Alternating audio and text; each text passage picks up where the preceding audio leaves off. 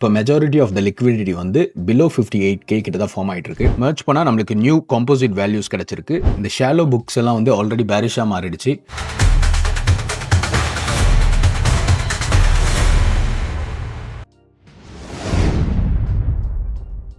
Macro ஸ்ட்ரக்சரில் bitcoin இன்னமும் பேரிஷாக தான் இருக்குது. 50 weeks SMA and 365 days rolling VWAP இதுக்கு கீழே ட்ரேட் ஆகிட்டு இருக்கு.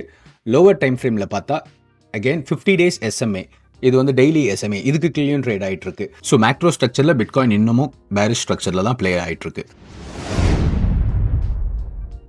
மேக்ரோ VWAPஸில் ஃபர்ஸ்ட் நம்ம மந்த்லி தான் பார்க்க போகிறோம். மந்த்லி VWAPல ஸ்ட்ரிக்ட் ரெசிஸ்டன்ஸாக இருக்க போகிறது இந்த 65K. எதனால்னா ஃபர்ஸ்ட் இது வந்து பிப்ரவரி மந்தோட வேல்யூ ஏரியா லோ, பட் அது மட்டும் இல்லாமல் மார்ச் மந்தோட வேல்யூ ஏரியா லோவும் அதே இடத்துல தான் அலைனாக இருக்குது. நம்ம லேட்டஸ்ட் டெவலப்மெண்ட்ஸ் பார்த்தோன்னா இது வந்து ப்ரீவியஸ் மந்தோட VWAP, அதாவது June month VWAP. June month VWAPோட வேல்யூ ஏரியா ஹை வந்து அரௌண்ட் 65,800. ப்ரீவியஸ் மந்தோட VWAP எங்கே வருதுன்னு பார்த்தீங்கன்னா அரௌண்ட் 63. ஸோ மந்த்லி VWAPல இமீடியட் ரெசிஸ்டன்ஸாக இருக்குது 63. பட் பிகர் மேக்ரோ பிக்சரில் பார்த்தா நம்மளுக்கு வந்து இந்த பிப்ரவரி அண்ட் மார்ச்சோட வேல்யூ ஏரியா லோ அரௌண்ட் 65 ரெசிஸ்டன்ஸாக ஆக்ட் பண்ண போகுது. குவார்டர்லியில் பெரிய காம்ப்ளெக்ஸ் லெவல்ஸ் நம்ம கிட்ட கிடையாது. இது வந்து Q1 2026 VWAP, இது வந்து Q2 2026 VWAP. ஸோ Q1 2026 VWAPோட வேல்யூ ஏரியா லோ பார்த்தீங்கன்னா around 65, Q2 value area low வந்து அரௌண்ட் 64. ஸோ இந்த ஜோன் மட்டும் தான் இப்போதைக்கு நம்மளுக்கு ரெசிஸ்டன்ஸாக ஆக்ட் பண்ண போகுது ஃப்ரம் 64K till 65K. இயர்லியில் பார்த்தோன்னா நம்மளுக்கு 2024 VWAPல வந்து ஆல்ரெடி ரிஜெக்ட் ஆகிடுச்சு அரௌண்ட் 66. ப்ரீவியஸ் இயர்லி VWAPல வந்து ரிஜெக்ட் ஆனால் அதோட லைக்லி டெஸ்டினேஷன் என்னன்னு பார்த்தீங்கன்னா ஒன்று வேல்யூ ஏரியா ஹை அரௌண்ட் 82, அப்படி இல்லைனா value area low around 50. So இப்போ டவுன் சைட்லேருந்து ரெசிஸ்டன்ஸை வந்து டெஸ்ட் பண்ணி ரிஜெக்ட் ஆனதால் நம்மளுக்கு நெக்ஸ்ட் இயர்லி டார்கெட்டாக அரௌண்ட் 50K தான் இருக்குது. பியூர்லி குவார்டர்லி VWAPஸ் வச்சு பார்த்தா நான் இமீடியட் ரெசிஸ்டன்ஸாக வாட்ச் பண்ணுறது from 64K till 65K. 63K வந்து ப்ரீவியஸ் மந்தோட வேல்யூ, பட் அதை வந்து இமீடியட் ரெசிஸ்டன்ஸாக ஆக்ட் பண்ணாலும் எனக்கு வந்து ரொம்ப ஒரு ஸ்ட்ராங் கான்ஃபிடன்ஸ் கிடையாது அந்த இடத்துல ரிஜெக்ட் ஆகும்ட்டு. ஸோ VWAPஸில் ஸ்ட்ராங் ரெசிஸ்டன்ஸாக இருக்க போகிறது ஃப்ரம் 64 till 65. மார்க்கெட் ப்ரொஃபைலில் பார்த்தீங்கன்னா இந்த கரண்ட் 2 வீக்ஸோட வேல்யூ வந்து ஓவர்லேப் ஆகிறதால நான் இந்த 2 ப்ரொஃபைலை மட்டும் இப்போதைக்கு மெர்ஜ் பண்ண போகிறேன். மெர்ஜ் பண்ணால் நம்மளுக்கு நியூ காம்போசிட் வேல்யூஸ் கிடச்சிருக்கு.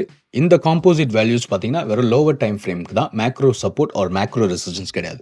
காம்போசிட் ப்ரொஃபைலோட வேல்யூ ஏரியா ஹை பார்த்தீங்கன்னா அரௌண்ட் 61,800 கிட்ட இருக்குது. காம்போசிட் ப்ரொஃபைலோட வேல்யூ ஏரியா லோ அரௌண்ட் 52,800. BTCயோட ஃபண்டிங் ரேட்ஸ் பார்த்தீங்கன்னா ஆல்ரெடி பாசிட்டிவ் டெரிட்டரிக்கு மூவ் ஆகிடுச்சு.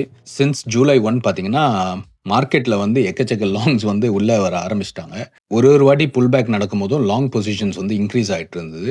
இது நீங்கள் வந்து இந்த ஓப்பன் இன்ட்ரெஸ்ட் ப்ளஸ் CVD வச்சு நீங்கள் கெஸ் பண்ணிங்கனாலே தெரியும். CVD வந்து ஃபுல்லாகவே ட்ரெண்ட் ஆகிட்டு இருந்தது அப் சைடில்.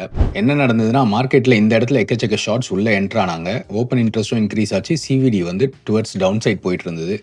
இதுக்கு என்ன மீனிங்னா மார்க்கெட்டில் வந்து ஷார்ட்ஸ் என்டர் ஆகுறாங்கன்ட்டு.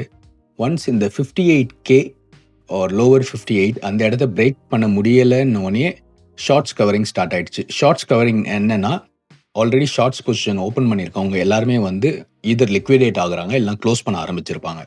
அதுதான் நீங்கள் இங்கே ஓப்பன் இன்ட்ரெஸ்ட்லேயும் நோட் பண்ணுவீங்க. ஓப்பன் இன்ட்ரெஸ்ட் பார்த்தீங்கன்னா அந்த இடத்துல வந்து ஸ்லோலி கிரைண்ட் ஆக ஆரம்பிச்சிருச்சு.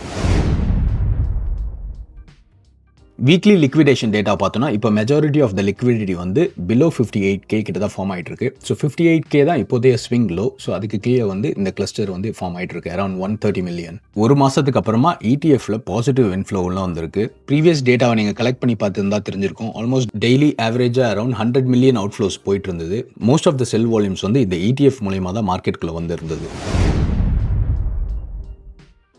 ஆர்டர் ஃப்ளோவில் பார்த்தா இப்போ வந்து இந்த ஸ்பாட் ஆர்டர் புக் வந்து ஸ்லோலி டீக்ரேட் ஆகிட்டு வருது. ஷாலோ டெப்த் 2.5 and 5% வந்து ஆல்ரெடி பேரிஷாக மாறிடுச்சு. ஸோ இந்த 3 புக்குமே வந்து பேரிஷாக மாறிடுச்சுன்னா ப்ரைஸ் வந்து ஆப்வியஸாக பேரிஷாக ட்ரெண்ட் பண்ண ஆரம்பிச்சிடும். அகேன் பிட்காயின் வந்து இங்கே டம்ப் ஆகும்போது இந்த புக்கில் வந்து இருக்கிற ஆர்டர் புக் பெர்சன்டேஜ் வந்து இன்க்ரீஸ் ஆகிருக்கும். இன்க்ரீஸ் ஆனது என்னதுன்னா கிராஷ் ஆனாலும் லிமிட் பை ஆர்டர்ஸ் வந்து இன்க்ரீஸ் ஆகிட்டு இருக்கு. ஸோ அதனால பை ஆர்டர்ஸ் வந்து பிஹைண்ட் த சீன்ஸில் வந்து எக்ஸிக்யூட் ஆகிட்டு இருந்திருக்கு. இந்த வீக்குக்கு நம்ம கீ ரெசிஸ்டன்ஸாக வாட்ச் பண்ண போகிறது இந்த லெவல் தான், ஃப்ரம் 64K till 65K.